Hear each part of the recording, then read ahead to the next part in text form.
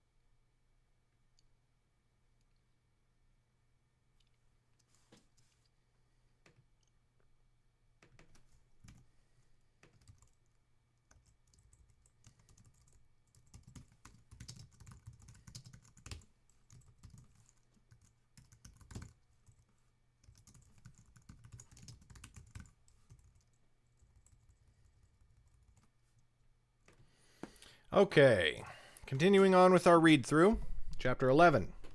Dasco led him onward, though Eben...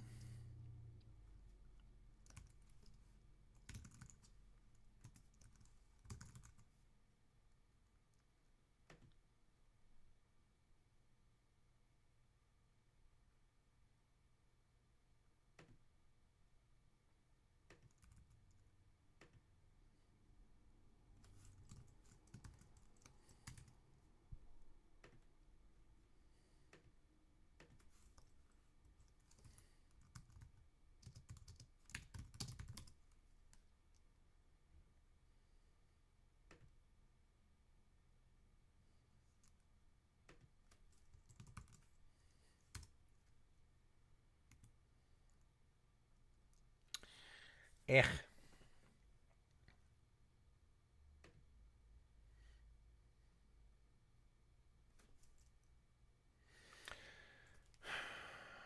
Dasco led him onwards, though Eben well remembered the way to Gia's study. What could this possibly be about? Dasco and Perrin had said something about the vaults, but why should they think that had anything to do with Eben? It seemed impossible that they could have discovered what he and his friends planned for Sunday. He thought of Gia and Dasco standing over Creedel's body and his stomach wrenched. They must be investigating the murderer. The day the seed had been attacked, Gia had seen him flee from the other students. That had been explained with Adara's help, but mayhap she still regarded him with some suspicion. But she could not possibly think he was involved with Creedel's death. She had been one of the few people at the academy, instructor or otherwise, who had been kind to Eben from the moment he arrived. Dasco spoke suddenly, surprising him. "You are Eben of the family Drayden, are you not?" "Yes. I'm Dasco. I've seen you about the academy, of course, though it was not until recently that I learned your name." "Ah," said Eben uncomfortably, not sure what response was expected of him. Dasco turned to regard him keenly. "Now is an ill time, for Gia awaits you, but I had wondered if, on some occasion, I might speak with you privately." Eben swallowed. He hardly thought that instructors needed permission for such a thing. "Of course, I'm at your service." "Hey, Kristen!" "Excellent. Soon, then. Here we are." And indeed they were. In his surprise, Eben had lost track of their progress, but now they stood at the door that led to Gia's study. Eben gave Dasco one last awkward nod, which the man returned before striding away through the halls. Then Eben lifted a hand and knocked. "Come in," said Gia from the other side. Eben turned the latch and stepped within. "Eben, excellent. Please come and have a seat. Would you like a cup of water?" "Now that you mention it," said Eben, realizing that his throat was as dry as the deserts of home. "But I can pour it. Do not be silly. Sit." She rose and went to the side table, poured 2 wooden cups, and placed Eben's before him before returning in front of him.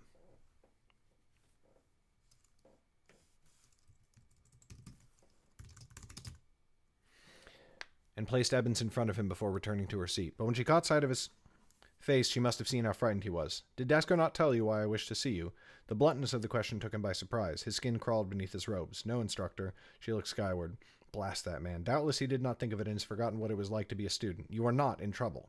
Evan could not help it. He let out a long bark of laughter, nearly choking on his water. He put the cup down and coughed, and then sank into the cushions while pounding on his chest. Gia graced him with a small smile, though she hid it quickly. I imagine you were worried. I may have been, said Evan, his voice hoarse with choking. Her smile died. Well and good, but this is still a matter of gravest importance. I must ask you some questions, and it is imperative that you are absolutely honest. Evan sat up straighter. Of course, instructor. Tell me what happened when you left us the day the seat was attacked.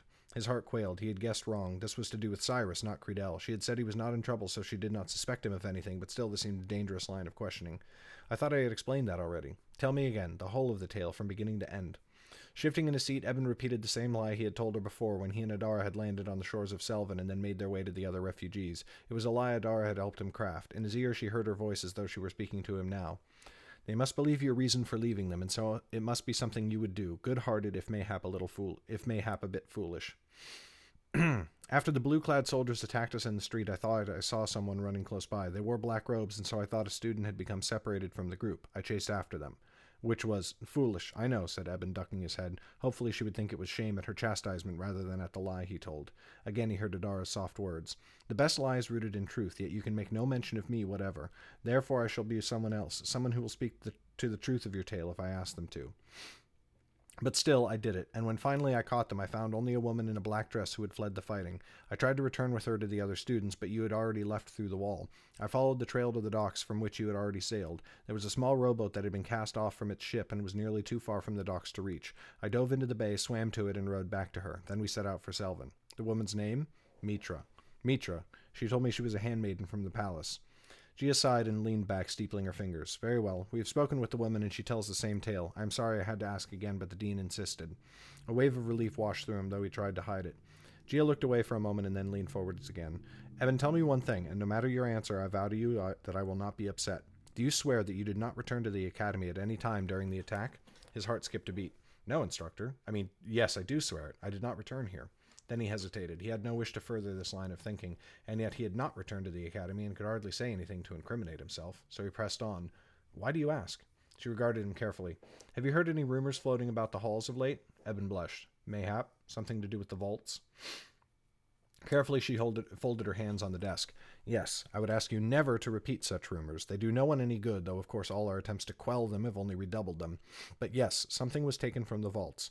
Already we sought the thief, of course, but Instructor Creedell's death has given the search a fresh urgency. Whoever broke into the vaults may have had something to do with the murder. So I will ask you once more, and then leave it alone. Did you return to the academy during the fighting? If you saw anything at all, it could be the kernel of information that helps us discover the thief's identity, and mayhap the murderers. Eben understood at last and relaxed. They were questioning him not about Cyrus, but about the theft, and not because he was a Drayden, but because he had become separated from the group. He could answer honestly and with a clear conscience. No, instructor, I swear it. I left the academy when you did and returned with you. I know nothing of the vaults. I am only relieved you do not suspect me of the theft. Gia smirked. Oh, there was no question of that. The vaults are protected by incredibly powerful enchantments, and, you will forgive my saying so, you were only a first-year transmuter. We know without doubt that you had no hand in the theft itself. Eben laughed wryly, and it earned him another smile. Mayhap this is the first time I am gladdened by my own lack of power. Not for long, I think. Under Perrin's able tutelage, you should progress through your lessons most quickly. He sat up. I will return to class and attempt to prove you right. Not just yet, she said, holding up a finger. From a drawer in her desk, she withdrew a slip of paper and then leaned forwards to hand it to him. A missive sent for you. Eben frowned, and then he recognized the Drayden family seal pressed into the wax that held the parchment closed. He blanched. Gia's eyes hardened. Is everything all right? He tried to force a smile. Fine, instructor. He took the letter and cracked the seal. There in his mother's thin handwriting was a simple note. We have arrived and await you in the manor. Hesta. Carefully he folded the letter and stowed it in a pocket. His throat was suddenly dry, and he took another sip of water. Eben, you look troubled. Tell me what is wrong. It is my family, Eben said reluctantly. They have arrived upon the seat. Gia leaned back in her chair, letting a few heartbeats of silence stretch between them. I see. Far be it from me to pry into your affairs, Eben, but you know, do you not, that you need not...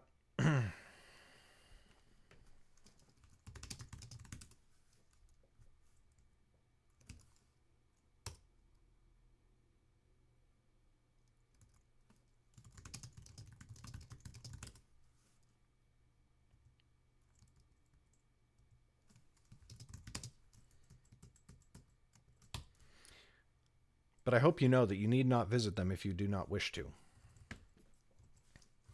Evan gave a wry smile and shook his head. If I did not, they would only send someone to fetch me. The family Drayden is powerful indeed, but their reach does not penetrate the Academy's walls. Evan heard steel hidden in her words, not anger at him, but an unyielding promise of strength, especially since Dean Cyrus was lost. Stay if you wish, and I vow that no one will drag you forth. Her conviction and the kindness that rested behind it brought a lump to the back of his throat and made his eyes smart, but he wondered if she would speak so confidently if she knew of Mako, who seemed to appear and disappear from the library on a whim.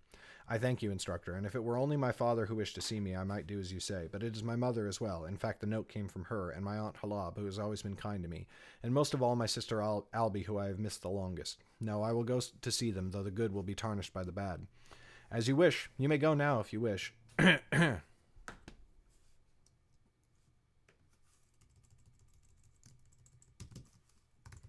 You may go now, if you like. I will send a note along to excuse you from the day's classes. As I said, discuss the vault with no one. I will not, instructor. She gave him a sharp look, eyes glinting. Not even with Theron and young Caleb? Eamon swallowed and looked away. Of course not, instructor. Her pursed lips made him wonder if she believed him. Well, if you should think of anything else that might help, I will tell you at once, instructor, said Eamon, and thank you. He left her and made for the Academy's front door, shaking his arms as he went, for a thrill of fear still coursed through him. Chapter 12. Chapter 12.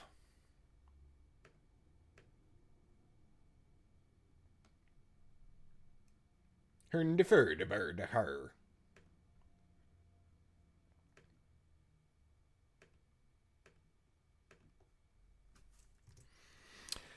Evan stopped in the front hall. He had meant to go straight into the street and make for the manor, but now he wondered if he should go up to his dormitory and change into fresh robes. His hand shook no matter how he tried to rid himself of his anxiety, and his breath came so shallow that it set his head to spinning.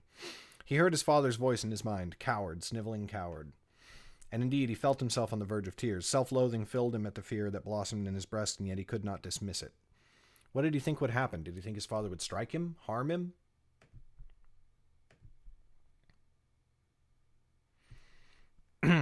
Try to kill him even? No, certainly not, especially not if Halab were there, which he would be.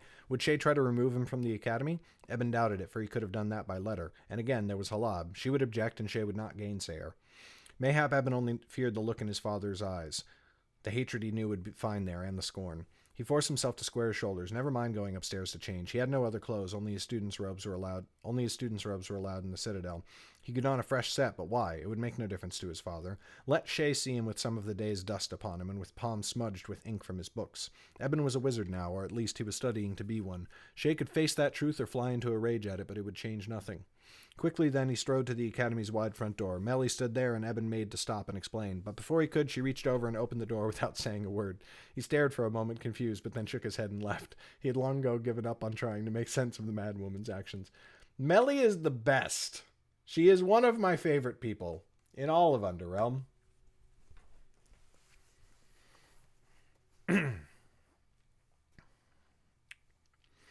Winter had come at last to the High King's seat, and snow fell gently from the gray above. Though clouds covered the sky, they were thin, and so the sun still glowed through them, lighting the island in its glow.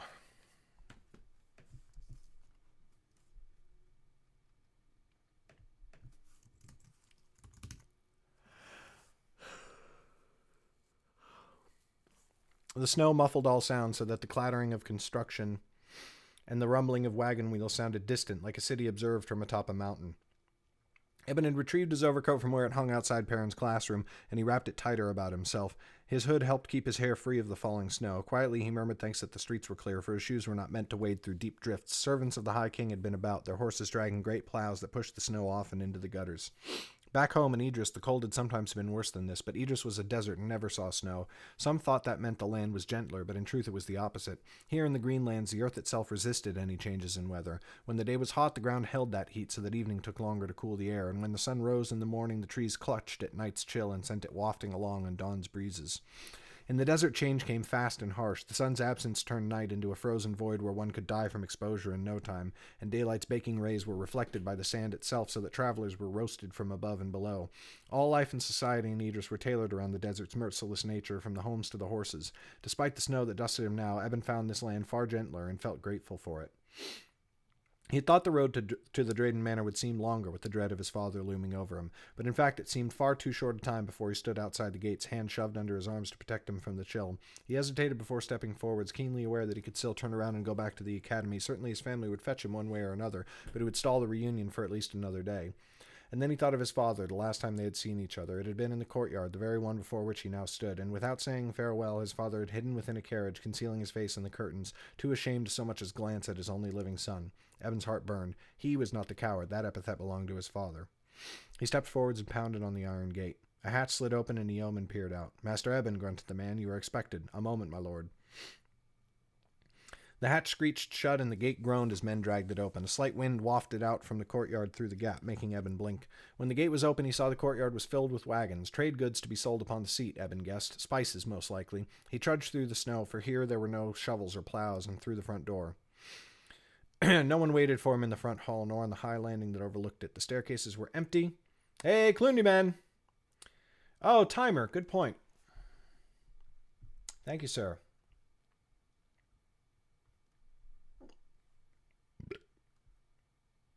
"Bless me."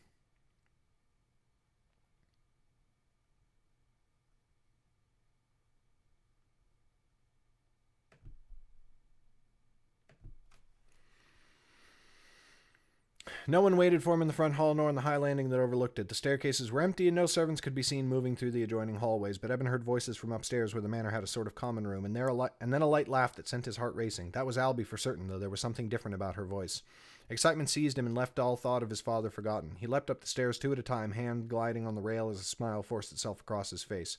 Feet pounding on the stone, he ran like a child down the hallway and threw open the door. There they sat, but not for long, for as soon as they saw him, they all rose to greet him. Halab caught his eye first, her beaming smile warming him to the heart, and then his mother, who rushed forwards to embrace him. But she was overtaken as a short, plump figure threw itself past her and into Eben's arms, clutching his neck and crying delight into his ear. "Eben, you useless, horrible, horrible!" Albie's words vanished, replaced by sharp sniffs as she choked back tears. He held her, arms locked as though he might never release her, though he did when Hesta arrived and demanded a free arm to hug her with as well. Albie drew back a step, looking up at him with shining eyes. "You have grown taller," she said. "I? It is you I can hardly recognize." He laughed and hugged her close again. But then a shadow darkened his mood, for a man stood up behind Halab. Eben braced himself, but then he looked again, for it was not Shay who stood there, but a man he did not know. A man of the family Drayden, certainly. He had the eyes, the stolid brow, doubtless some cousin or uncle of Eben's, but another glance around the room confirmed it. Shay was nowhere to be seen. And then in the room's deepest corner, Eben saw Mako was here as well. The bodyguard leaned against the wall, a sarcastic smile playing across his lips as he watched Eben. Hesta must have seen the confusion in Eben's expression, for her lips tightened.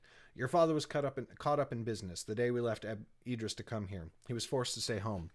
Eben looked at Albie. "I thought from your letter that he would be here." His mother looked as though she thought he was mad, but Albie gave a sad smile of recognition. Another would have thought Eben was disappointed that Shay was missing, but Albie would know how overjoyed he was. He, too, thought to visit. His decision to stay was made at the final hour. "It was all quite sudden, but nothing to concern ourselves with," said Halab, who had now approached to stand behind Hesta. Eben's mother and sister drew aside in deference. "Well met again, my dearest nephew. My heart has been fairly sick in your absence." Eben kissed one cheek and then the other, gripping her shoulders tightly. "Dearest aunt, how I have missed you." She turned and gestured to the couches surrounding the hearth, where the fire still burned. Together they crossed the room, but they halted before taking their seats, for the man still stood there, looking at Eben with something very much like a glare. "Doubtless you remember your uncle, Matami, brother to your father and I." Halab inclined her head. He came in Shay's place. At hearing the name, Eben found that he did remember. He had met Matami once or twice, although the last time was quite some years ago. "Of course," said Eben, bowing deep. "Well met, uncle. It has been a long time." "Indeed it has." Matami gave a loud sniff and turned away, returning to his seat. Albie met Eben's gaze and playfully rolled her eyes. Eben barely managed not to laugh out loud. He took an armchair between Halab and Hesta. Albie left her chair and sat on a rug at his feet, her head leaning on his knee. "So, Uncle Matami," said Eben, "what business do you conduct for my father here upon the seat?" "Nothing you need concern yourself with," said Matami, each word uttered terse and clipped. But when Halab gave him a sharp look, his jaw tensed, and he continued, "I mean only that you are a student of the academy now, and doubtless the family's business would strike you as uncommonly dull." In fact, Eben thought he might be right, but he almost wanted to inquire anyway, only to prove Matami wrong, for he found himself with an immediate dislike for the man that only grew with every passing moment. But over Matami's shoulder he saw Mako snickering while sipping his ale. Eben's mood lightened at once, and he suppressed his own smile as he gratefully took an offered goblet of wine. Evidently, Halab was still dissatisfied with Matami's answer. No need to be so brusque, brother. Matami is here to escort the wagons in the courtyard. Doubtless you saw them when you arrived, as well as the goods inside. They are spices for the High King's palace. Spices, said Eben. That many wagons full will surely fetch a fine price. They do not mean to sell them, said Albie, sounding annoyed. When Eben looked down at her in surprise, she sighed and looked skywards.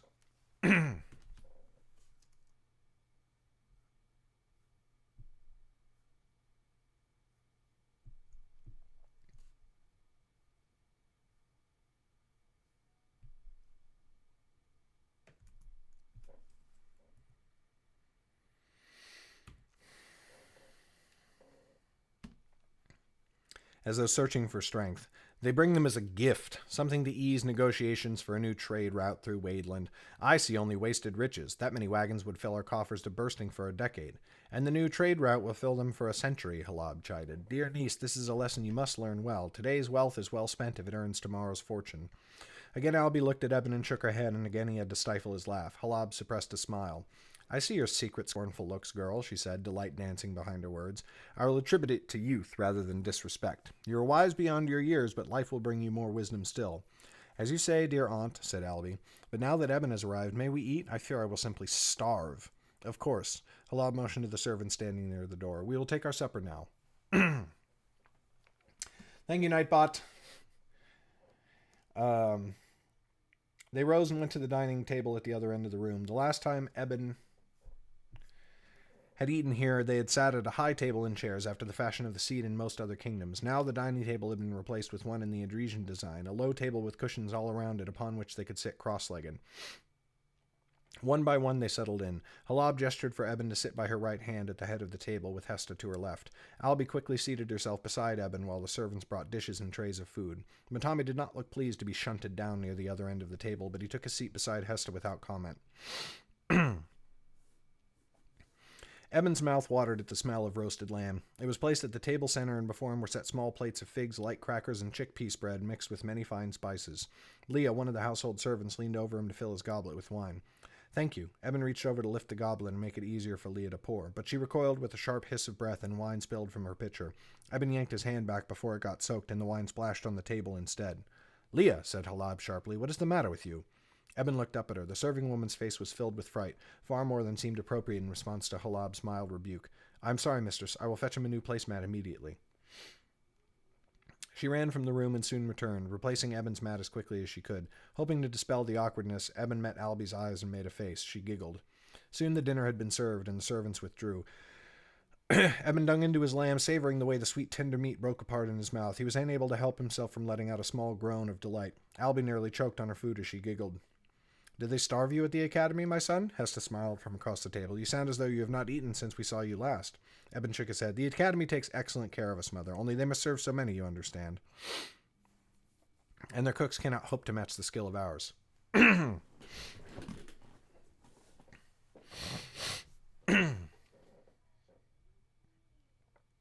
And do you find yourself missing all the trappings of home? Your family has never kept you wanting for luxury, dearest nephew. To Eben the word sounded almost like an accusation, but Halab smiled to soften them. I've grown used to life within the academy. It is only now that I realize how different things are from the way they were in Idris. And your studies, said Hesta, are they going well? Eben smiled, trying to make it look modest. Well enough. I wish I were moving faster, but I did complete my first class in only 2 months when it should have taken a year. Halab's eyebrows raised. That is most impressive. I knew when I sent you there that my faith in your wits would not be misplaced.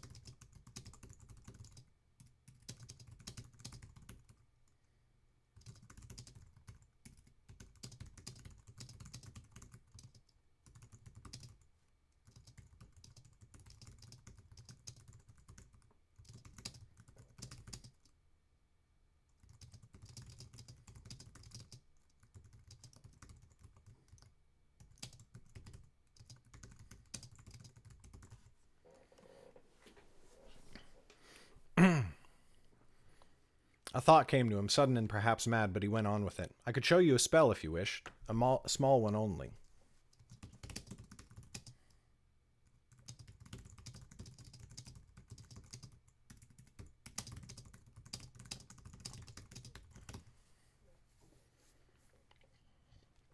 Albie's eyes shone, and Halab gave an indulgent smile, but Mother's eyes widened, and for some reason she looked at Matami with what looked like fear. If you wish, said Halab, only do not put a hole in the table, please. Of course not, said Eben, shaking off his worry at Mother's expression. He picked up an empty wooden cup from the table. Focusing, he called forth his magic. The room seemed to grow brighter as his eyes glowed. Stone rippled out around his fingers, turning the wood until the spell was finished. He placed the cup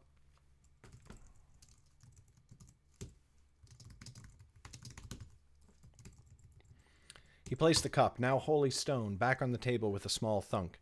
Albie squealed with delight, but Matami was glowering down at his food, and his cheeks grew darker by the moment.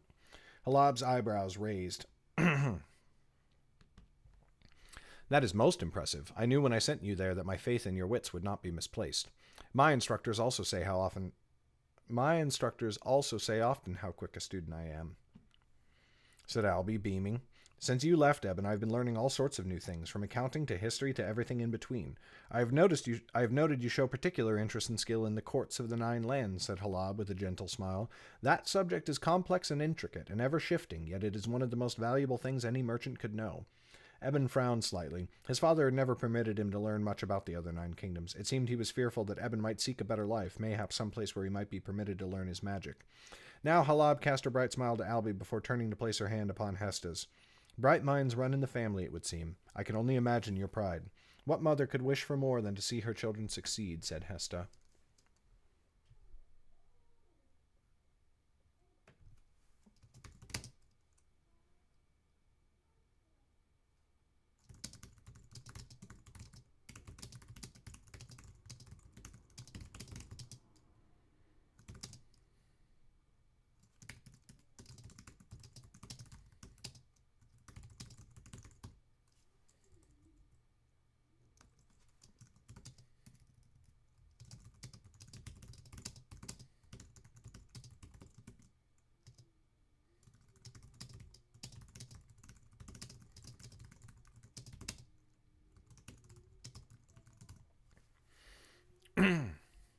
What mother could wish for more than to see her children succeed, said Hesta, yet it seemed to Eben that some worry still hovered about her. Matami had stopped eating entirely.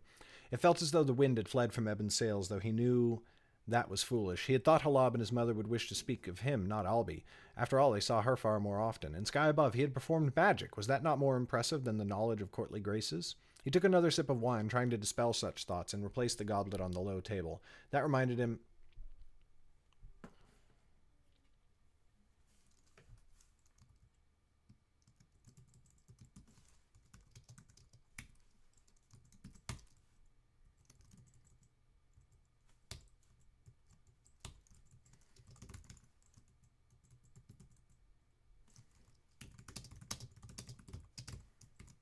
He was reminded of the table that had been there before, and that cast his mind back to the night he and his friends went to the eastern docks, where they saw the manor's servants stealing away on a ship like thieves, taking the furniture with them. Carefully he drummed his fingers on the wood, trying to appear nonchalant. I noticed many things in the manor have been replaced. The furniture, the tapestries and rugs, even these dishes look new. Were things lost in the attack upon the seat? Halab's happy smile dampened, and she glanced at Hesta for a moment before sliding her eyes quickly away. Hesta looked down into her lap, suddenly fidgeting with her napkin, but Matami had fixed...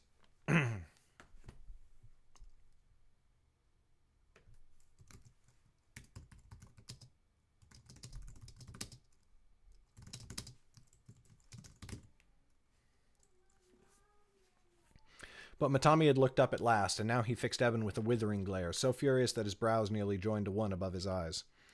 I only learned of this after the assault, said Halab, but Shay decided to redecorate. He had everything removed from the manor and brought back to our estates in Idris to be replaced with new things. He said he wished to rid the manor of its western trappings and make a home in the proud tradition of Idris again. Clearly, Albie did not know the source of Halab's sudden anxiety, but she caught the room's mood. Her eyes roamed from one face to the next, but found no explanation. For his part, Eben felt a tingle on the back of his neck. A heightened sense of awareness seemed to have come over him, bringing a roiling in his gut and a light-headedness that sharpened his thoughts. It is very fortunate, he said carefully, that my father did so just before the Seton was attacked. Imagine the damage if all our possessions had been here when Dulmoon sacked the island. Halab's worried frown deepened, and Evan saw that she looked at Matami for a moment before averting her eyes. Most fortunate indeed, said Halab. Matami had not taken his eyes from Evan's for so much as a moment. We should all be blessed with such fortune, he growled. It is a sign of some higher favor, not like the Yarans whose home was demolished in the attack. Pompous fools. He drank deep of his wine. We are fortunate, Halab repeated. Indeed, when I heard of the attack, after I learned that you had survived, Eben, for of course that was my greatest worry, I grew concerned that this manor might have fallen. Only then did Shay mention what he had done. The table went quiet as she sipped gingerly at her wine. Eben glanced across the room to where Mako still leaned against the corner wall. The bodyguard fixed him with a hard stare, and there was a glint in his eye that did not come only from the fireplace. Eben wondered if Mako was thinking the same thing as him. Just then there was a soft knock at the door. Enter, said Halab, and a courier strode in, wearing the white and gold of the High King. She dropped her missive into Halab's hand and withdrew without a word. Halab glanced at the paper before looking up and giving them all a smile. We have been summoned to the palace, she said. They have offered us an audience faster than I thought. She stood, and the rest of them hastened to join her. Hesta and Matami... All right, hey, Kristen. See you later. Hesta and Matami went to Halab's side, but before she left, Halab went first to Albie and then to Eben, giving each child a long embrace. You will likely be gone before we return, she told Eben. You must visit us again while we are still here, and if you have friends at the academy, you must bring them, for we would all like to meet them. Farewell, my son, said Hesta. It has gladdened my heart to see you again. And you, mother. Eben hugged her tight, inhaling the sweet perfume that he had not known he missed so badly. I will see you again soon. They left. The moment the door shut behind them, Albie whirled to Eben and seized his hands. Finally, she said, laughing. I thought they would never leave. Come now, Eben. I want to hear everything, and I want to tell you everything I've been up to as well. But first you must put on some proper clothes. Eben looked down at himself, feigning insult, though he could not hide his smile. Proper clothes? What is wrong with my academy robes? Do not pretend to be simple, she said, pushing his shoulders. Go. Fetch yourself something more fitting to your station, and then let us walk in the garden. It is beautiful, more so with the snow, and not so smoky as it is inside. As you wish, my lady. Eben bowed low, which earned him another slap on the arm, and then he left to find himself some new clothes. Ay, ay, ay.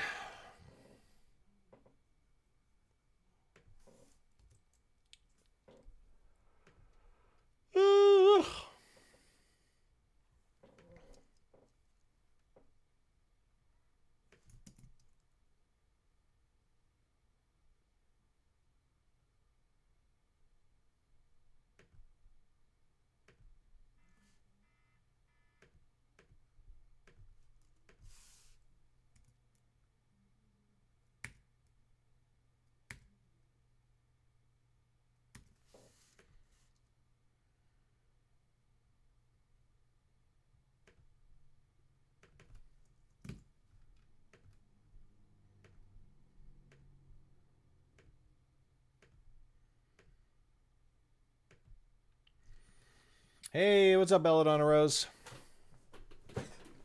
Yep, I'm gonna go take a quick 5-minute break. 5 or 10. And be right back. I will come back so fast.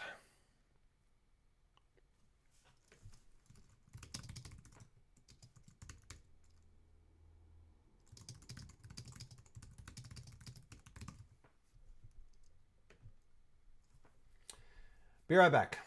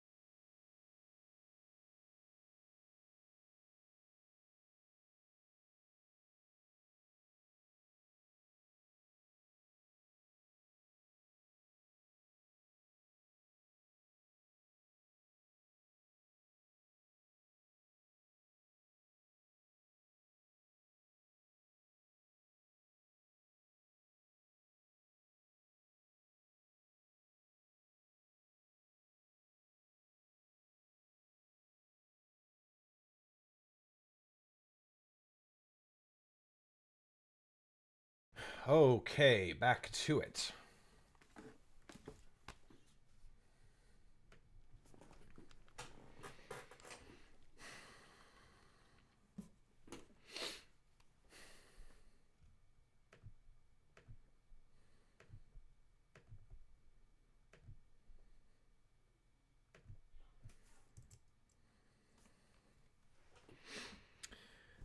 Chapter 13. Eben climbed to the second floor and made for his room, but when he reached the door he paused. Its fresh-cut planks and shining varnish spoke of new carpentry. He looked across the hall. The opposite door was not so new, but it bore a small scorch mark near the stone floor. So, the Drayden Manor had been sacked.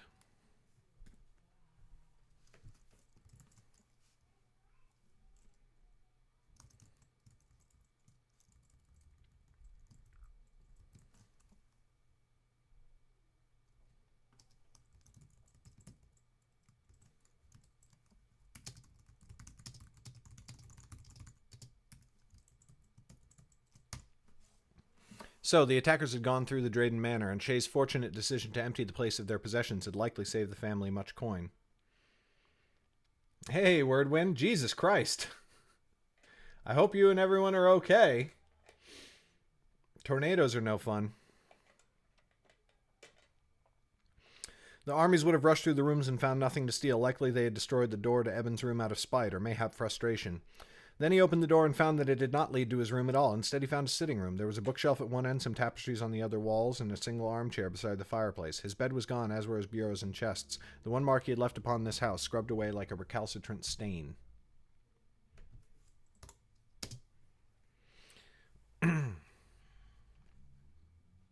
Alrighty. Hey, Bodegazilla. Eben swallowed past a suddenly dry throat and stepped back, closing the door softly. Quick footsteps down the hallway drew his attention. It was Leah, the servant who had spilled his wine at dinner. She looked up and saw him just as he saw her, and her steps faltered. Leah, he said, forcing his voice to be calm, do I still have any clothes here? Have they been put somewhere else? She looked back over her shoulder, shifting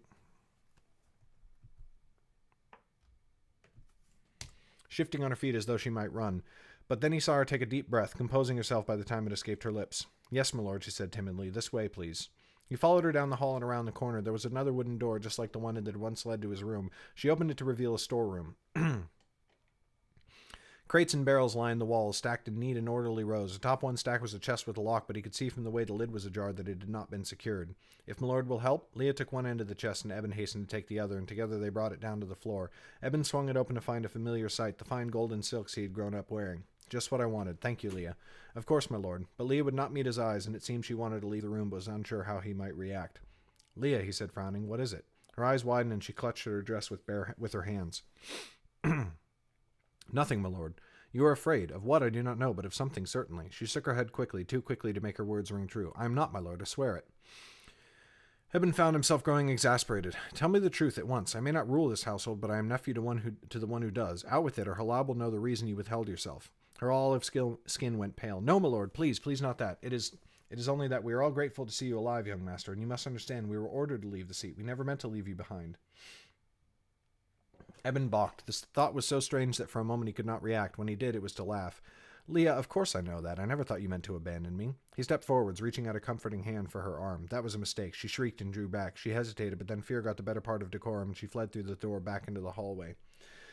Hey, Nicole! Staring at his hand, Eben felt realization crash upon him like a wave from the great bay. His magic. She feared his magic, as though with a simple touch he might strike her dead. The thought was so simple-minded and foolish that he wanted to laugh, but the fear in her eyes had been real enough. Was that what the servants of the Drayden household thought? That he had become some dark wizard of evil and would return to them like some lesser wizard king? A tyrant whose commands were to be obeyed without question? Why should they think otherwise? You're your father's son, after all. He forced such dark thoughts away. Darkness take her. He was scarcely even a member of this house any longer, and its servants could think of him whatever they wished. The golden silks felt glorious under his fingers, and Eben worried that he might smudge them with his ink-stained.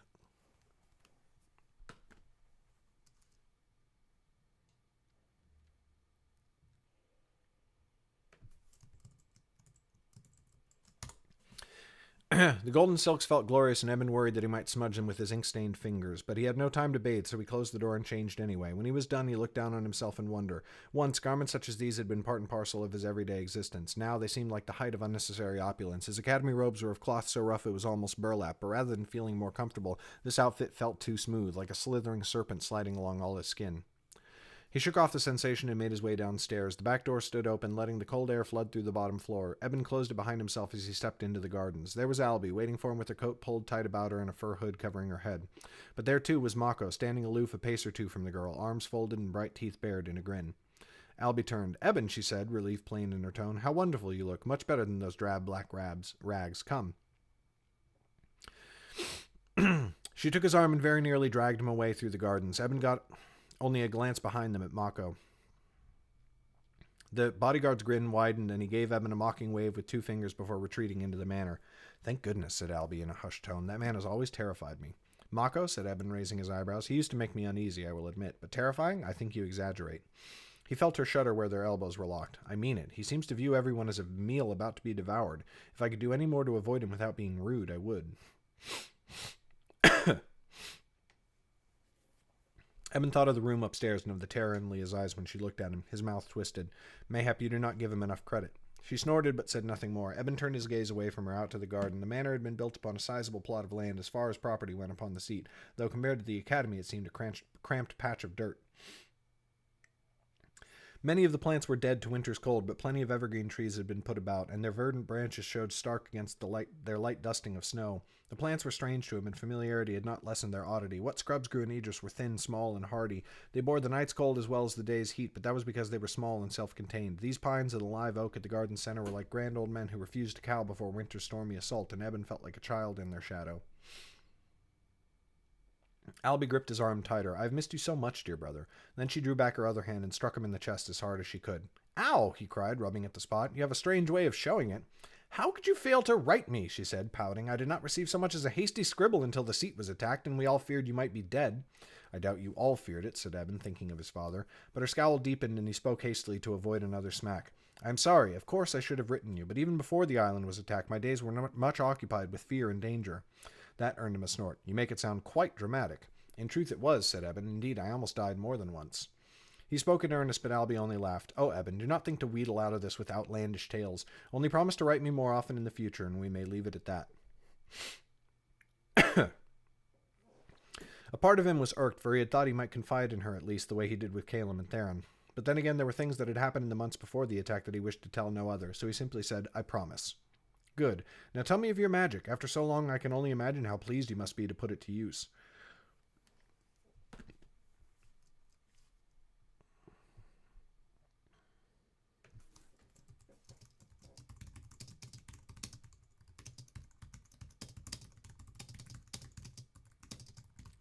"I thought I would simply die of delight to see you cast a spell."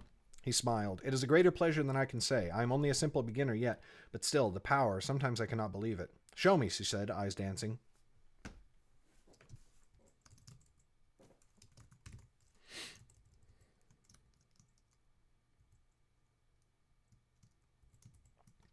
"Show me again," she said, eyes dancing. Eben looked about them on the ground and found a small branch about as long and thick as his index finger.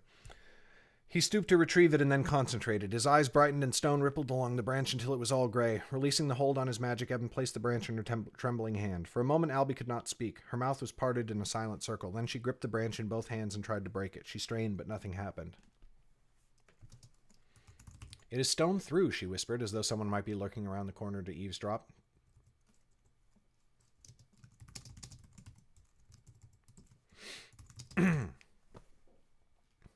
Did you turn it all the way?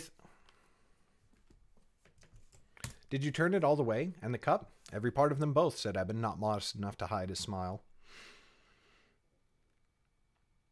Albie clapped her hands once and laughed. She tucked the branch into a pocket in her cloak. "I will hold this always as a keepsake of the..."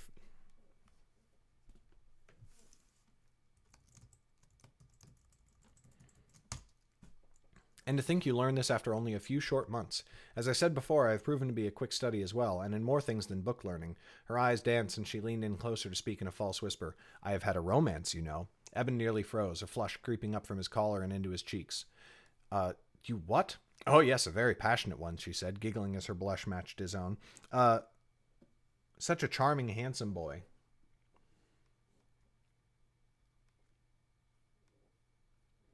Nice, Wordwin.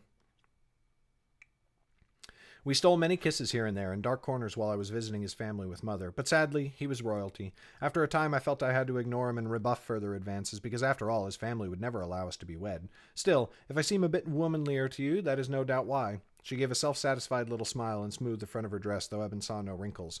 Womanlier, he thought. True, Albie had grown what seemed an incredible amount for the few short months since they had seen each other, and she carried herself with a more mature air than before, but Eben thought of his own dalliances with Adara, and the crimson deepened in his cheeks. Why, Eben, she laughed, mistaking his look, I do believe I have embarrassed you. Should he tell her? Of course not. Albie might keep some of his secrets, but only when she thought they were important. She would see nothing wrong in his visits to Adara, and so she might make mention of them to Shay. That could be a disaster. He forced a tight smile and said, I did not know you had such a rebellious streak within you, dear sister. Another flashing smile answered him. I know, I feel so scandalous. And we had to keep ourselves so carefully hidden, for it was the first time I was permitted to join Mother and Father on a caravan excursion. First, we traveled north to the capital, and then west to explore the new route we wished to. On she went, telling him about the trip, her first with their parents where she actually had a role to play. The story was all too familiar, for he had gone on a few such excursions himself. Now that he was no longer there to attend them and learn the family's trade, he supposed it was only natural that they would bring Albie along in his stead. With a shock, he realized that life was slipping away from him, and he did not want it to. Mayhap he had never wanted to follow in his father's footsteps, transporting spices across Underrealm to fill the family's coffers, but long years had let him grow somewhat used to the idea, and now he realized it might never be. What would he do when he was graduated from the academy?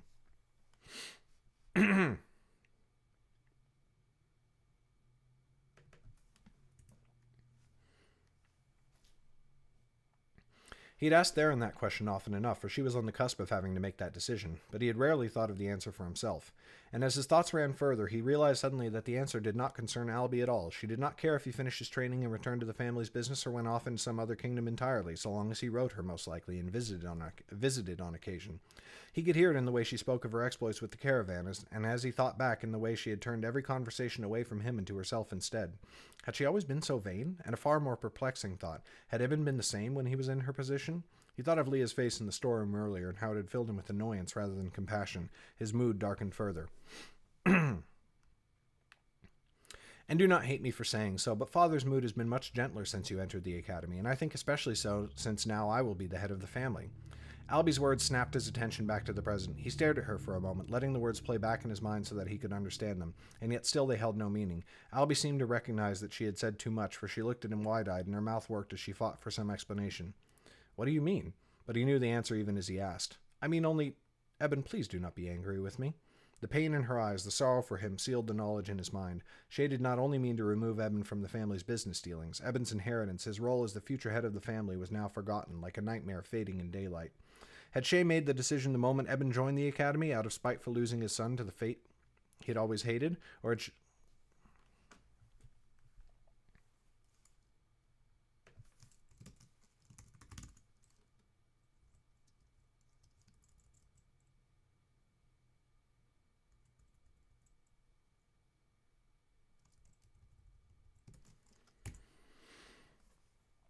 Or had he concocted the plan for other reasons? Had he removed Eben from his inheritance in the same breath he had ordered the Drayden's possessions removed from their manor upon the seat? Did Shay remain home in Idris because business held him, or mayhap because he was ashamed to face the son he had left on the seat to die? From nowhere a laugh bubbled up in Eben's breast. It erupted before he could stop it, and he was glad to learn that it was hearty and cynical rather than desperate. Eben, said Albie, still looking at him fearfully, what is it? Nothing, said Eben, for truly that was what he faced. His father's motivations did not matter because Eben never needed to deal with him again. He was cast out from the family, from its business, and from his role as its future patriarch. Halab would always give him her favor, and that was more than enough. How often had he wished as a boy that he did not... How often had he wished as a boy that he did not bear the name Drayden? In effect, that was what he faced now. Nothing, he said again. It is only that I made a wish when first I came to the seat, and that wish has come true. Mayhap I should have been more careful in making it, but then again, mayhap this is all for the best. She still looked at him askance, clearly unsure, and likely now worried that his thoughts were addled. He gave her the most reassuring smile he could muster, and once more took her arm. Come, he said, pulling her along. Tell me more of your trip. I want to hear everything. Chapter 14. Chapter 14!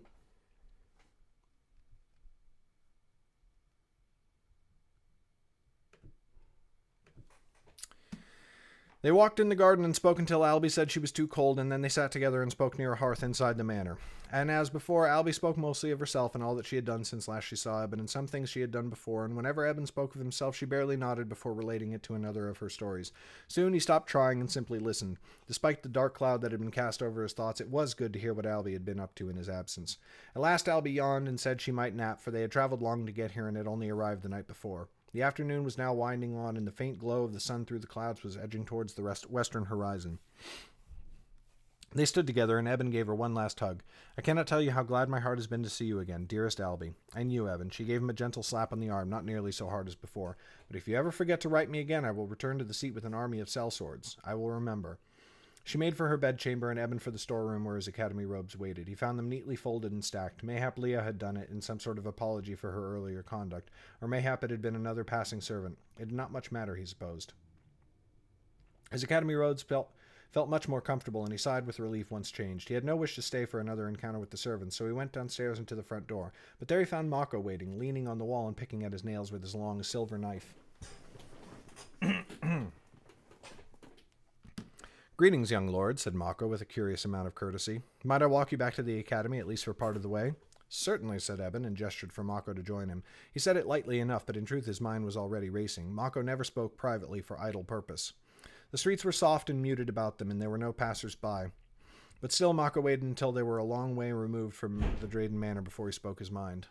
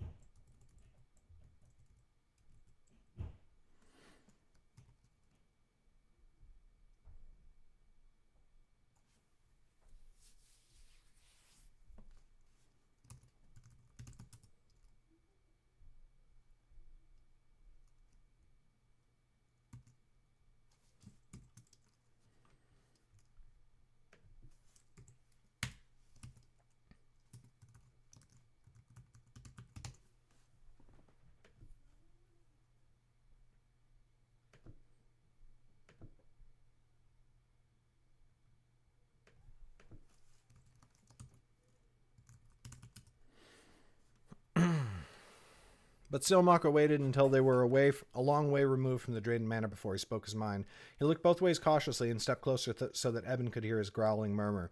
"Did you notice that your uncle did not seem pleased to see you?" "I did, but if he is my father's brother, I count it as no great surprise. Yet his scorn for you was not the only strange thing. Did you note his response when you asked questions about the manor being redecorated?"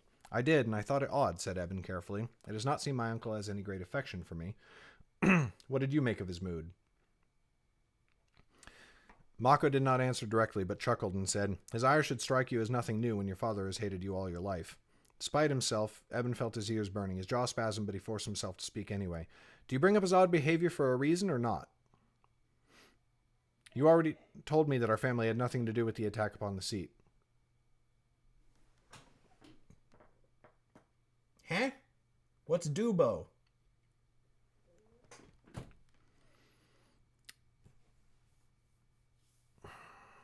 Mako seized Eben's throat in an iron grip and dragged him from the street into an alleyway. There he shoved him against the stone wall of a building, bringing his own face to within an inch of Eben's. His breath smelled of something rancid, though it was hidden by mint. "Steal your witless tongue in the streets, you gold-shitting little fool." Eben glared over Mako's hand, but he knew the bodyguard was right and that he had been foolhardy to speak so openly. Anger had provoked him, and now it made him drag Mako's hand away from his mouth so that he could whisper.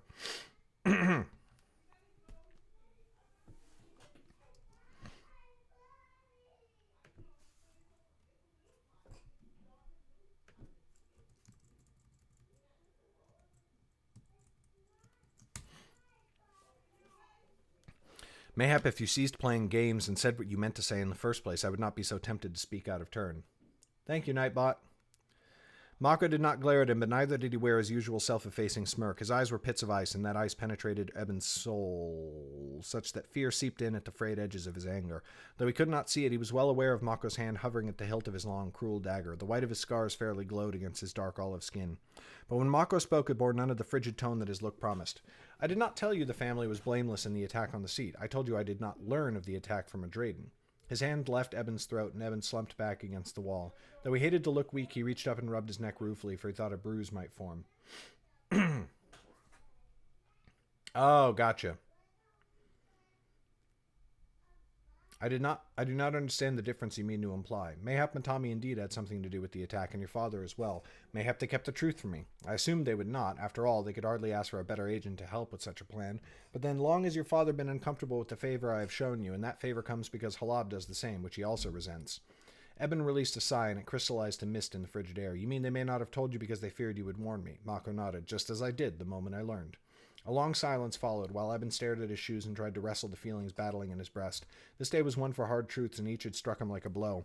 First, that his father would not even come and see him on the seat, so ashamed was he of Eben's enrollment in the academy. Second, that he had been robbed of his inheritance, which now would pass to Albie. And finally now, the possibility that his death had been planned by his father all along. Mere collateral damage in the wake of some grand scheme that spanned all of Underrealm.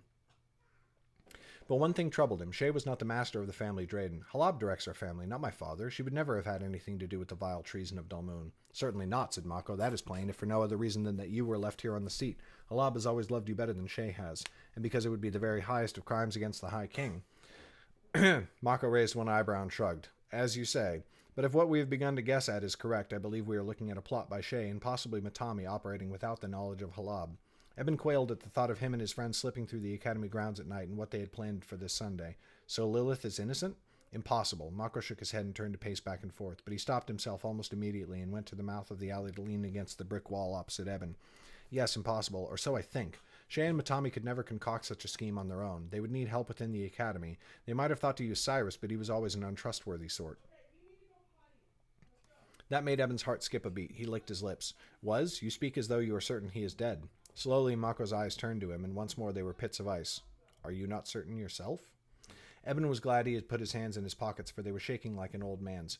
He might have fled the seat. That is what some say. Some say foolish things. Mako spat.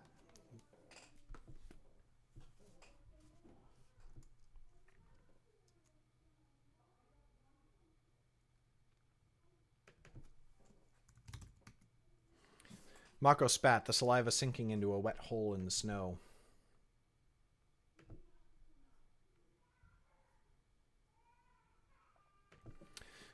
In any case, Shay and Matami would not have brought him into their conspiracy, for he would certainly have told Halab. They must have seduced Lilith instead, or mayhap they are working with higher contacts in Yaren, and Lilith is in the employ of those contacts. I said hi, Nicole. I said hi. I did. Hi. He pushed off from the brick wall. Again he paced, now holding a clenched fist to his chin, tugging on it as though he pulled an invisible beard. Yes, that would make sense. They think to make a play for greater power, but this temporary alliance with Yaren, they think to increase their own standing. Eben was still shaking from the dark truths Mako had hinted at before. Could the bodyguard possibly know what had transpired between Eben and Cyrus when the seat was attacked? It seemed impossible, but in any case the best thing was to draw the man's mind elsewhere. Why? For what ultimate end? We have never had love for Yaren. Mako met his gaze. To take Halab's place at the head of the Drayden family. In exchange for Yaren's help to get there, Shay and Matami will promise more favorable relations with Yaren once in power.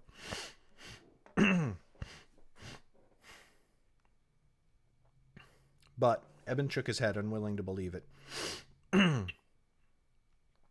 But what would happen to Halab? The bodyguard's nose flared slightly. Nothing that I would allow, I promise you that. Still, Eben did not want to think it could be true, but this would not help the family. Already we are stronger than Yaren. It would weaken us and strengthen them. Yes, it would weaken Drayden, but it would strengthen Shay and Matami in the process, said Mako. They would sacrifice the family's power to enhance their own.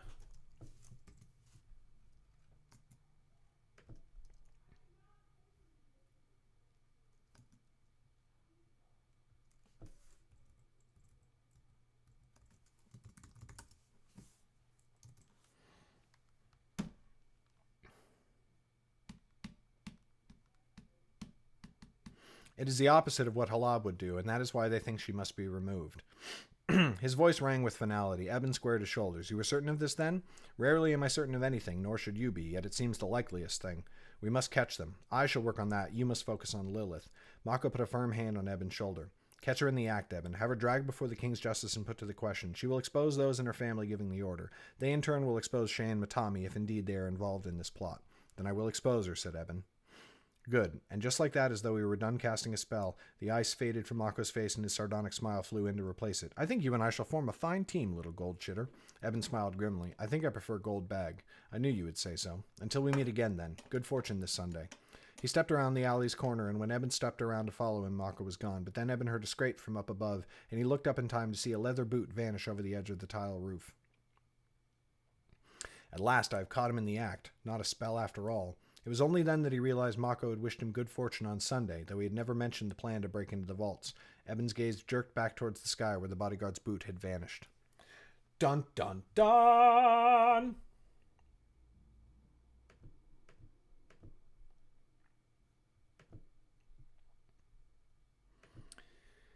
Chapter 15. 15. Chapter. Eben returned to the academy just before the end of the afternoon study. Quickly, he made his way to the third-floor alcove where Caleb and Theron listened with rapt attention to his account of the afternoon's doings, including his conversation with Mako. You told him about our plan, said Caleb, voice edging towards panic. I did not, said Eben. He has ways of learning such things. I long ago gave up trying to understand it. I think you should try again, Caleb shrilled. He must have realized how loud he sounded, for he looked anxiously over his shoulder.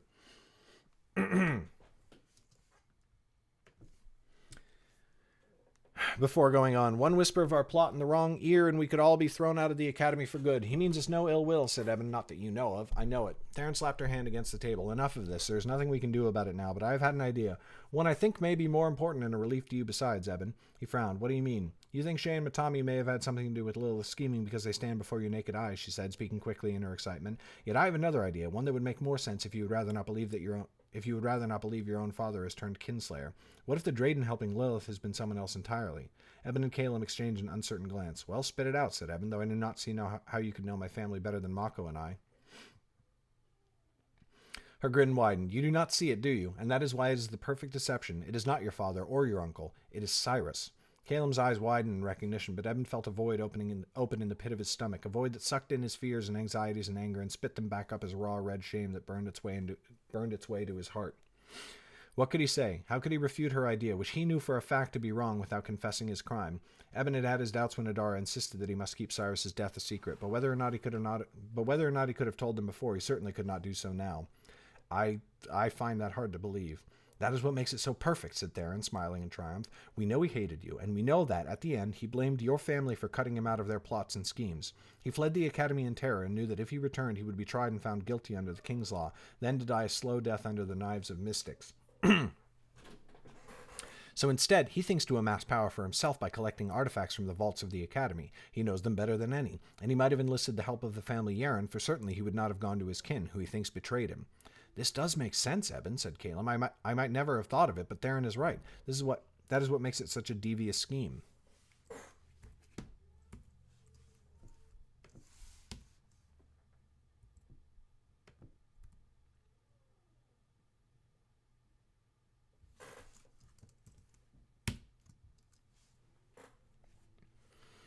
He was scum, Eben. Theron's cheeks spasmed as she bit them, her lip curling in a snarl. You know that better than most.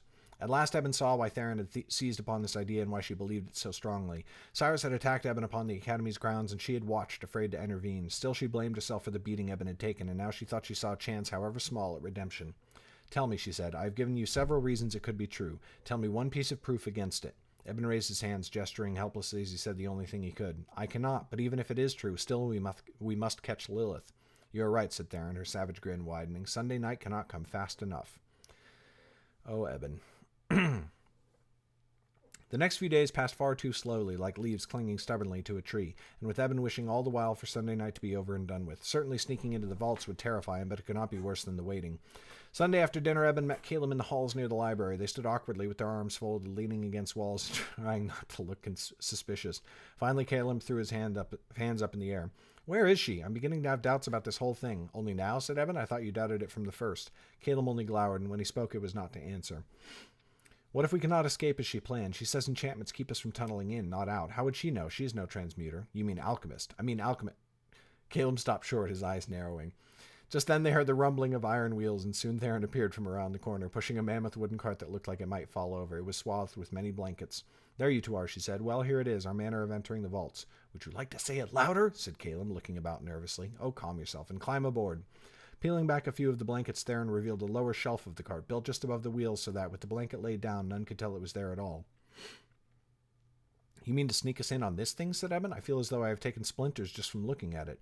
I am sorry. Did you expect a cushion? Said Theron. Sit, little gold bag, and be grateful. Eben was not grateful, but he sat, and Caleb climbed in beside him. Theron threw the blanket back down so that they were hidden. Eben and Caleb looked at each other nervously as the cart began to roll on. They stopped after a few moments, and there came the creaking of a large door. There were two, Theron had told them, before they reached the administration room. Within it was a closet in which this cart and many others were kept, where she would stow them until she was ready to move on. At the creak of the second door, Eben held his breath. Now they were no longer alone. Good eve, Egil, said Theron brightly. Hello, my friend, came an ancient and creaking voice. Stay a while and listen.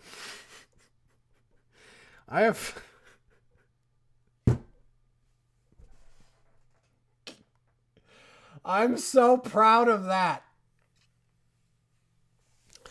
Hello, my friend. Stay a while and listen.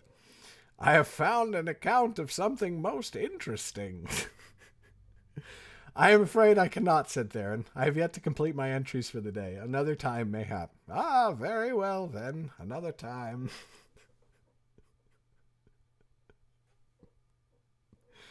See, isn't that a great reference?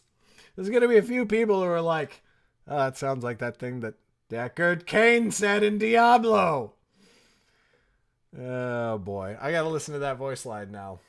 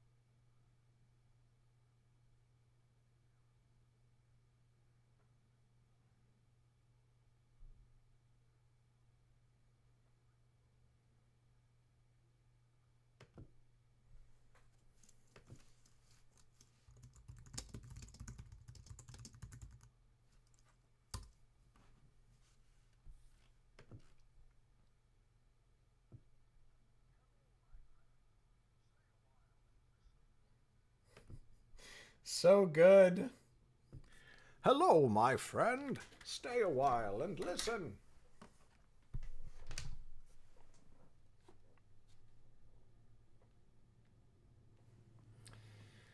Oh, boy.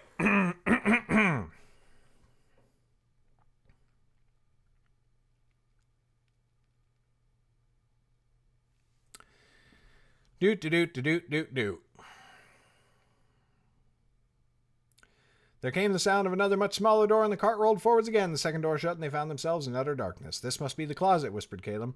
I think so. Eben risked peeling back one of the blankets and peeking out. Slowly his eyes adjusted to the scant light from under the door. They were indeed in a closet filled with more carts like the one upon which they sat. He slid out and onto the floor as silent as a mouse, and Caleb quickly followed. Together they stole over to the door where candlelight illuminated them from below and cast Caleb's eyes in shadow. There was nothing to hear other than thin scribbling of quills on parchment from Theron and Egil's persistent cough, but Eben knew there was another person in the room, a palace guard standing at the vault's main door. He wondered suddenly if they should stay in the cart. What if the guard thought to investigate the closet? He was just about to reach for Caleb's shoulder and say as much, but then in the room beyond, Egil dissolved into a fit of hacking coughs. They went on until Eben could fairly hear the phlegm splashing out of the old man and onto the table. He cringed. Egil, are you all right? Eben heard swift footsteps as Theron went to his side. Quick, run and get him some water. You get it, came the voice of the guard. I cannot. I am in the middle of my forms, and if I stop now, I shall have to start over. Run to the kitchens. It will not take you a moment. There was silence as the guard hesitated, but then they heard hasty footsteps as she left, and then a few sharp slaps as Theron pounded Egil on the back. Soon the coughing died away, and with effort he spoke in a rasp. I'm all right. Thank you, Theron. Drat these fits. They're coming more and more often. Not long now. Do not be so morbid, old man. He chuckled. You are a good child, Theron. Thank you. You should get back to your forms. They can wait a moment, and besides, you should be going to bed. It is late, after all. Mayhap you are right, but I have not finished this page. The page can wait. You need your rest. Come on, off you go. Another croaking chuckle. Very well, you will make a fine mother one day if you wish it, or you can simply continue to baby me, as long as you will let me. Good night. Good night. Slow, shuffling footsteps receded, and then Theron ran to the closet and threw it open. We must hurry. That took far longer than I thought, and we have little time. Eben and Caleb leapt up and followed her to a wide iron door on their left. Theron threw the latch and flung it open and then ushered them inside before closing it once more. Immediately she set off at a run down the hall, torches flickering to either side at the wind of her passing. They had no time to gather their bearings, but as they ran, Eben noted their surroundings. Thick wooden doors in rows on either side, each set in a stone arch with a pointed peak. Torches lit the palace well, but left every corner flickering in shadow. The ceiling was oppressively low compared to the academy's usual spaciousness, and he found himself ducking with every other step. And something else was odd. His skin had begun to crawl from the moment he set foot in the vaults, hair rising on the back of his neck as though some danger pursued him. This place gives me an ill feeling, he said as they ran. It is the enchantments, said Theron. They are worked into every door, but only wizards can sense them. They are the artifact's greatest protection. Not very good protection if we strode in so boldly, Caleb pointed out. They are for the rooms, not the halls themselves, said Theron. The rooms are where the darkest secrets are kept. They turned a corner and then another. The itching under Eben's skin increased until he wished to stop and claw at himself. Then Theron skidded to a stop so quickly that Caleb and Eben slammed into her from behind. There before them was a door, or rather a frame, for the door was gone. Here it is, said Theron. This is the room from which the artifact was taken. Well then, search for Lilith's spell site, said Caleb. I will, said Theron, glaring at him. You go to the corner and keep a lookout. Caleb ran off, grumbling. Eben lingered as Theron fell to one knee and ran her hands along the edges of the door frame, eyes glowing. Curious, he leaned over to look past her and into the room. It was a plain space, no more than 4 paces to a side, made of the same black granite as the rest of the academy, but the floor was polished white marble, and in the center of the room sat a table of silver that stood on a single leg. The table lay bare. Looking still closer, he could see all sorts of designs traced into it. They looked familiar, but he could not place them until he remembered the same sort of designs worked into the academy's front door. Theron looked up for a moment, following his gaze. They are sigils of enchantment, she said. She turned back to the door, but kept speaking. The soft glow of her eyes lit the iron framing under her fingers. Meant to protect Kikit's amulet from thieves, but in some cases they protect anyone present from the power of the artifact. I shall like to learn enchantment if I can, said Eben. I wish you good fortune, said Theron. There are few who teach it, fewer still among alchemists. Then her hands fell and the glow faded from her eyes as she hung her head. Damn it. Darkness damn it all.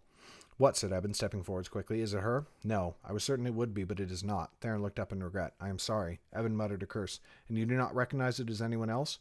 No one that I know of. It is partially obscured, though done in haste. I know only that it is not Lilith, and that I know for certain.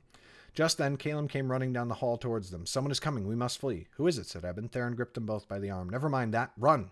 She took her own advice, and they were quick to follow. Turn after turn, she led them down until Eben was lost. Every hallway looked the same. Once he was sure they passed the same open door where they had started, but that was impossible. At last they found a place with a sort of alcove in which rested a small iron bench. Here, she said, under the bench. It is the most likely place to be overlooked, and they will no doubt have lost us by now. Caleb fell to his knees, and the hallway flashed white with the glow of his eyes. Stone melted away beneath his fingertips. Eben knelt beside him and did his best to help. Who was it? He said through panting breaths. I could not see, said Caleb. As soon as I heard their footsteps, I ran as quickly as I could. Snap! The air crackled with power. The stone, which only a moment before had been flowing like water, snapped back into place. In an instant, the wall was just as it had always been. Eben and Caleb looked at each other in confusion, but then Eben felt Theron's hand tugging him up by the shoulder, and he rose to stand beside her. Before them stood Zane, eyes dark with fury, and Gia, with a white glow fading from her eyes. Chapter 16! Hello, my friend. Stay a while and listen. Listen! Listen. Chapter 16.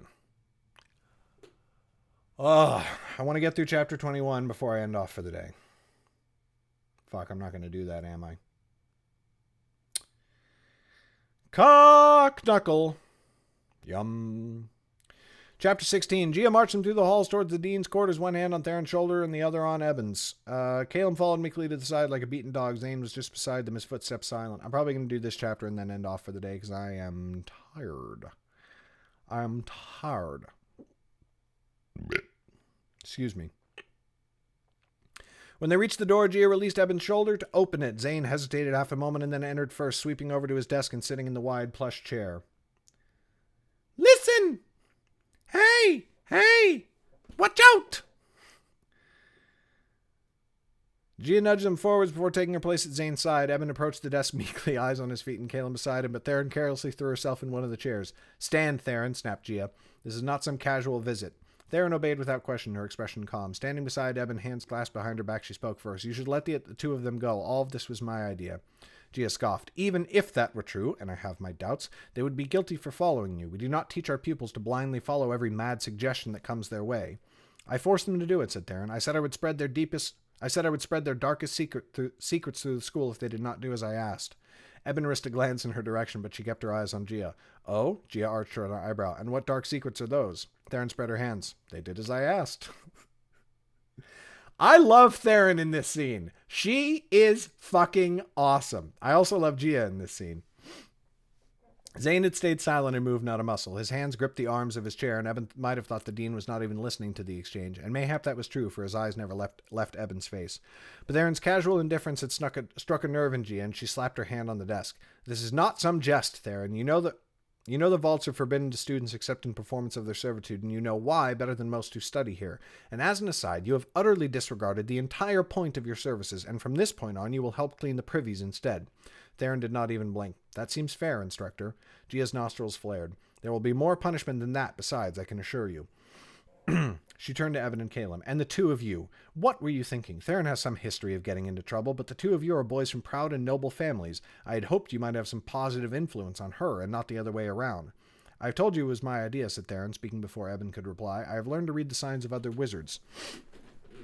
I noticed while filling out my logs that something had been taken from the vaults, and I thought I might be able to discover who. Spell sight, Gia said with a snort, but then her eyes sharpened. You did not sense anything, did you? Eben thought he saw the corner of Theron's mouth twitch. No, instructor. And the two of you, what was your role in this foolery? Theron opened her mouth again, but Gia raised a single finger and silenced her. I have heard quite enough from you. I have directed my question at Eben and Caleb. Caleb looked uncertainly at Eben. Eben squared his shoulders. Theron said she could use our help after she had searched for the signs of the other wizard's power, or what have you. We were meant to use our transmutation to leave the vaults, so that you would not be detected. How fortunate for us, then, that someone had already warned us you might be trying to sneak inside. Students always seem to think that rumors only fly into their ears and not into ours. At first, Eben was confused, but then he realized. Lilith. In anger at their argument, Theron had said she would prove that Lilith was the thief. Lilith must have guessed at their intent to sneak into the vaults and gone running to Zane or Gia. That explained how they had been found so quickly. Theron's cheeks flushed red, and she ducked her head to hide the fury in her eyes. For the first time, Zane moved. He pushed back his chair to stand and then leaned forwards over his desk. Still his gaze was fixed on Eben, who looked at the floor again. I do not believe you, said Zane softly. I think this was a plot by the Drayden boy. Eben felt the blood drain from his face. Theron opened her mouth again, but Zane spoke first and sharply. Be silent. I speak not to you, but to him. What say you, Drayden? Do you deny it? He could not raise his eyes. He did not know what to say. If he denied it, he condemned Theron. If he admitted it, though it was false, he would take the blame upon himself. But then Theron scraped her shoe upon the floor and cleared her throat. She had taken the blame from the first. Hopefully she had some sort of plan, so Eben raised his head and met Zane's eye. The truth is as Theron told you. Hey, that your fan? You lie. It is plain to read in your voice as well as your eyes. Pack your bags. You are banished from the academy. The world spun beneath his feet. A high whine sounded at the edge of Eben's hearing. His hand shot out to grip Theron's arm, a desperate attempt to steady himself. But then Gia cleared her throat. Dean, she said quietly, the Academy's rules do not provide for such a punishment. Not unless you believe their intent was to use the vault's artifacts to wreak havoc upon their fellow students, and then you should have to expel all three of them. Oh, almost forgot. Welcome to the stream. Have a free book.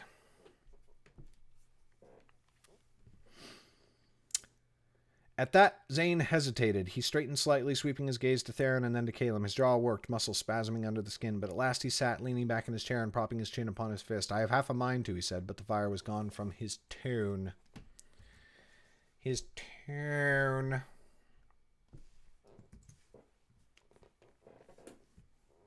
Consider yourselves lucky we did not flood the hallways with flame, as is our right, said Gia, and consider yourselves on notice as well. You will all receive punishments for this, and if you should do anything so idiotic ever again, I shall banish you myself. Do you understand? Yes, instructor, they mumbled in unison. Very well, come. Free book, free book. They left the room on Gia's heels. Once in the hall, they all turned their steps towards the dormitories, but Gia snapped her fingers and pointed. They paused, but when she did not move, they quickly followed her directions. She took them down the hall around the corner where she stopped and glowered at them with arms folded. What in the darkness below possessed you? Her voice was now filled with a much greater fury than she had shown in Zane's office. That was by far the most foolish thing I have seen any student do in all my days here. Eben's face burned. Zane's hatred was easy to bear, for he knew it was rooted in a falsehood, but Gia's fury was righteous, and he knew it. We are sorry, Instructor. It will not happen again? It certainly will not. If it does, I promise that expulsion will be the least of your worries. How could you do this, Eben, after we spoke in my office? And you, Theron, she rounded on the girl, do not think I am unsympathetic to your situation, but also do not think I would hesitate to throw you out of this place on your ear, no matter where you must go afterward. Afterwards.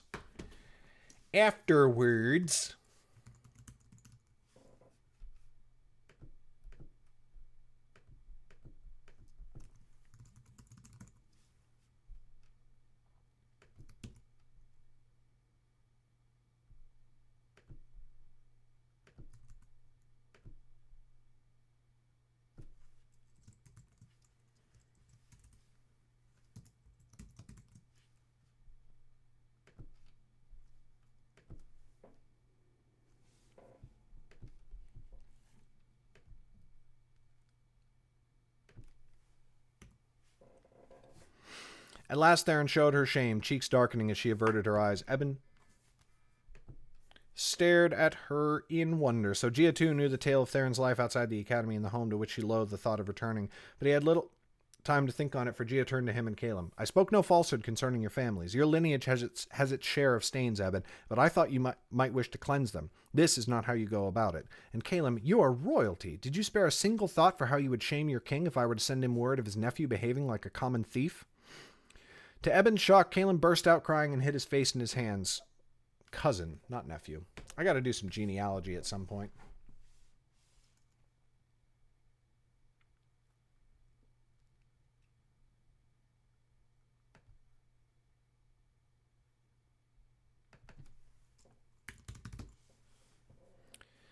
To Eben's shock, Caleb burst out crying and hid his face in his hands. Gia stopped her tirade at once, and though she tried to keep her stern demeanor, her eyes softened. Tears spilled freely between Caleb's fingers to drip on the stone floor, and he scrubbed at his nose with the back of his sleeve. I did, he sobbed, I did think of it, but it is only that I cannot stand it anymore. The sights we saw out on the streets, the instructors who were killed, and the students as well, and now Creedell, who taught me only a few years ago. I see his face, I see all their faces in my dreams, and sometimes with my waking eyes. I only wanted to do something to help. What if they come back for us? Gia's face transformed. I love this scene. This is one of my favorite scenes. Gia's face transformed to a vision of perfect shock, but no more so than Eben. He realized his mouth was hanging open, and he closed it with a snap. Thank you, Nightbot. Then he elbowed Theron so that she did the same. Gia turned to them. Is this true? Is that why you embarked upon this mad scheme? Yes, said Theron. I told you I wanted to see if I could learn who had broken into the vaults. I suppose that was only half the truth. I thought that mayhap it might help defend the academy, somehow. It was a foolish thought, I know. If only there was something I could do, that we could do. She raised her eyes to the sky, blinking hard as though fighting back tears. Eben bit down on his tongue to keep from laughing and kept his eyes on the floor to hide the smile. Caleb's sobs redoubled and he lurched towards Gia, wrapping his arms about her waist. She started, hands drawing back, but after a moment she lowered one to his hair and patted his shoulder awkwardly with the other. Will Dulmoon come back, Instructor? Said Caleb.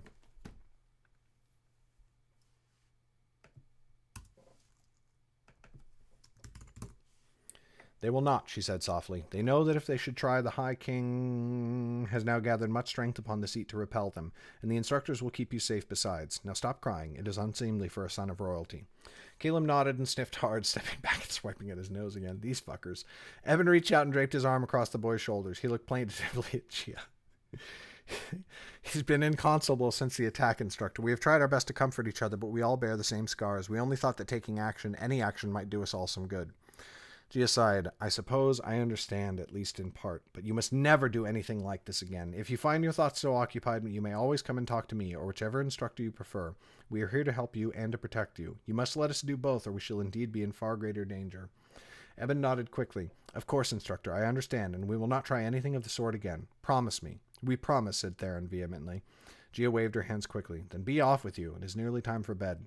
They turned and made off down the hallway. As soon as they had rounded the corner, they broke into a jog and then a run once out of earshot. They did not stop until they reached the foot of the stairs leading to the dormitories.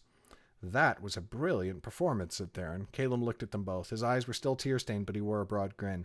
It was it not? Eben shook his head. I wish you had done it in front of Zane. His judgment is far harsher. Did you see the hate in his eyes? He would have shown no pity. Not like I knew Gia would. Theron snorted. Remind me never to believe a word that comes out of your mouth, Caleb. They all burst out laughing. Chapter 17.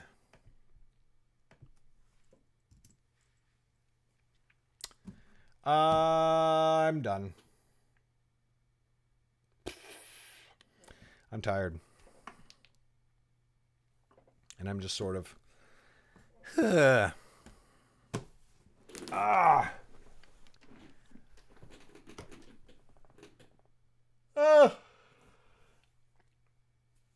My mind is melting.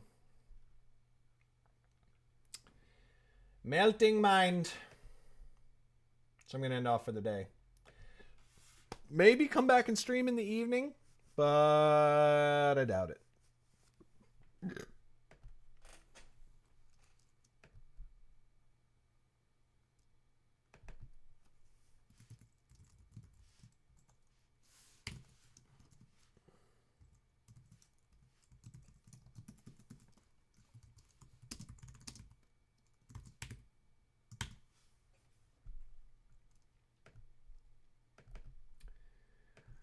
Because, yeah, I'm tired. Still, we're cranking. We might do this book in 3 days instead of 2, which would be all right. Or maybe tomorrow will just be a really, really kick-ass day and we'll get it all done. Tomorrow I have to do YouTube. Not that it's a bad thing. I like doing YouTube, but it doesn't exactly make for being able to stream twice. Oh, how terrible. You have to go write your own book. Well, I think you'll survive. Somehow, some way. Your heart will go on. Oh, man.